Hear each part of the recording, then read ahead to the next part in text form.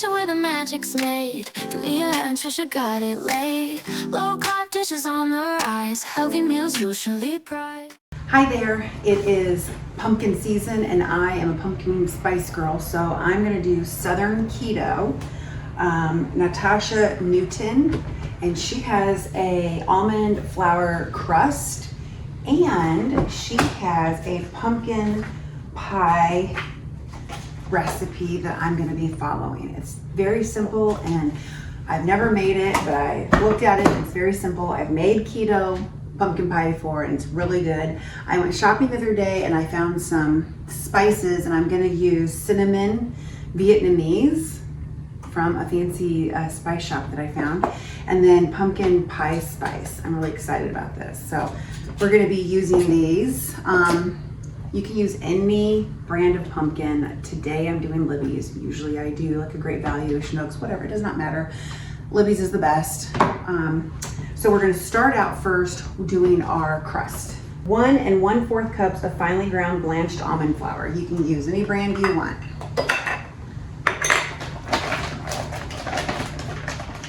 I'm using Great Value. It says erythritol. You could use Swerve. I like Swerve. You could use Splenda. This does have erythritol in it, and I like it. So, and you can find it at Walmart. So it says to use 1 teaspoon of granular erythritol. And if you're gonna use this crust to make like a chicken pot pie, it says to omit it for savory. So just keep this crust option. I'm using it for a pie. So we're adding sugar, 1 teaspoon. Whisk together the flour, the erythritol, and the salt. So 1/4 teaspoon salt.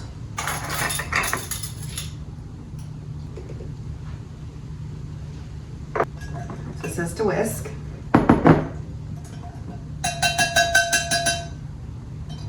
Add the butter and use a pastry blender or a fork. I have a pastry blender, and it says 1/4 cup, which is a 1/2 stick of cold salted butter cubed. So I have my 1/2 stick here, and I'm gonna go ahead and cube that. And it says add water 1 tablespoon at a time until the dough is moistened, and you can form it into a ball. All right, well, let's do that.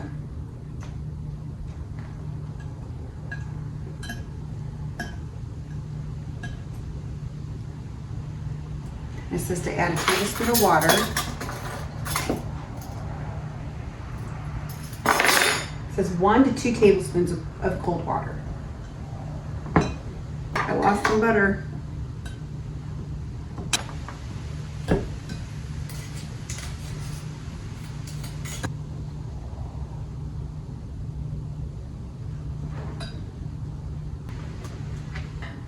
After you knead this like Laura Ingalls on the prairie, I was thinking about it. You can put this in a food processor and just pulsate it.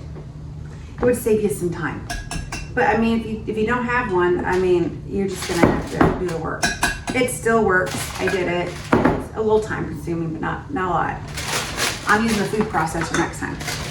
So, according to these directions, it says wrap the ball of dough in plastic wrap and refrigerate for 30 minutes. So that's what we're doing. I'm going to, it's really buttery, by the way. This is gonna be yummy. Wrap this up because it's like a ball. It's like dough. It's like a sticky dough. I'm gonna wrap it up. I have parchment paper. Use parchment, wax, or plastic wrap, whatever you got. And it says,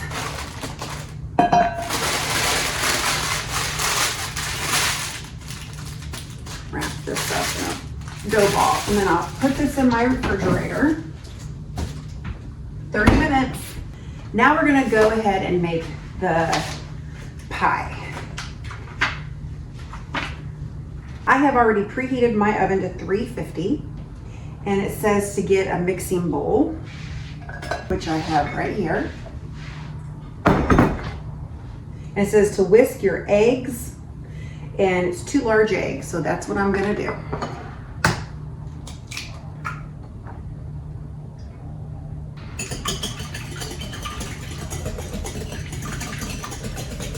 So it says whisk the eggs, stir in the pumpkin puree. So I've got this ready, and this is not pumpkin pie. It's not the pumpkin pie with all the seasonings. It's just plain pumpkin puree. That's what you want. You got to watch that. You might get the wrong one. So this is a 15-ounce can. I love the smell of pumpkin. Yum, yum. So 1/2 cup of granulated erythritol. So we're gonna do 1/2 cup.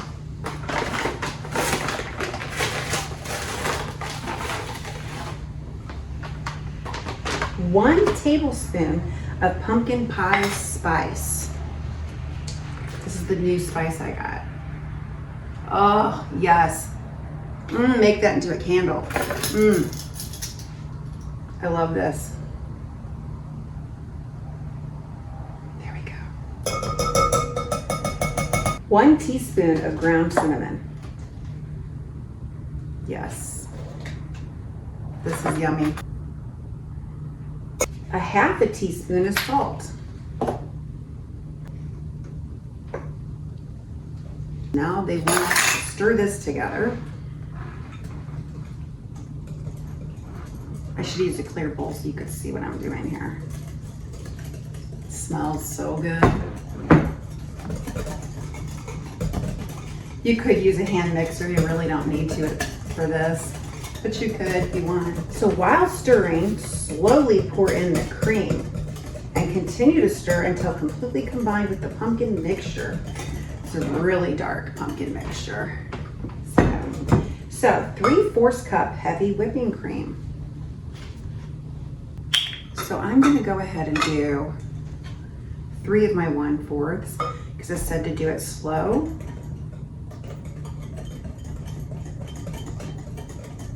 Oh yes, it's turning a different color now, more like a pumpkin pie.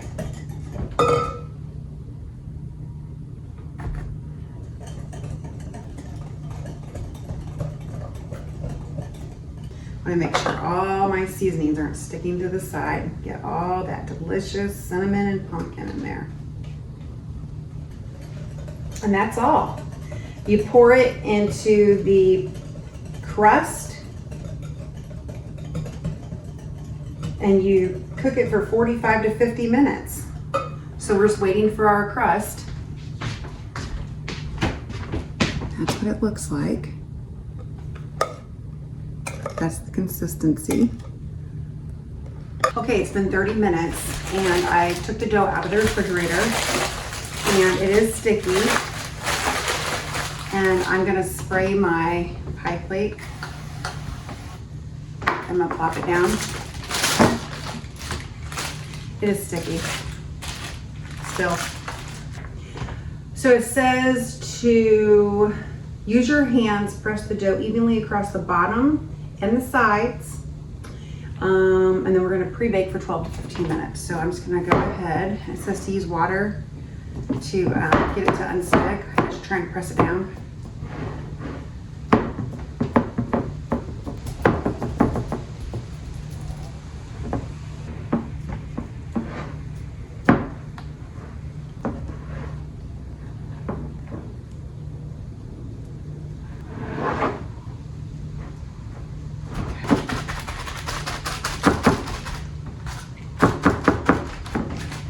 Very sticky. It's gonna be really good. It's very buttery. Trying to make sure that there's no holes at the bottom. I can see through where the plate is. I'm trying to not have that. Okay. So here we go. Closer look at that. It's very buttery. You see that? Okay, so I'm gonna pop it in the oven. Okay, I've let my pie crust cool, and now I'm gonna go ahead and pour my batter in, and I'm gonna bake it for 45 to 50 minutes, and we will be back. It has cooled off, and we'll be going in the refrigerator, and we will taste this with some sugar-free Cool Whip in the morning. The next morning, she's cold. I'm gonna cut her up. She looks good. I can make it myself, but I did buy this Cool Whip Zero Sugar. It's really good. I had it in the fridge de-thawed. Yum. Let's see how she tastes.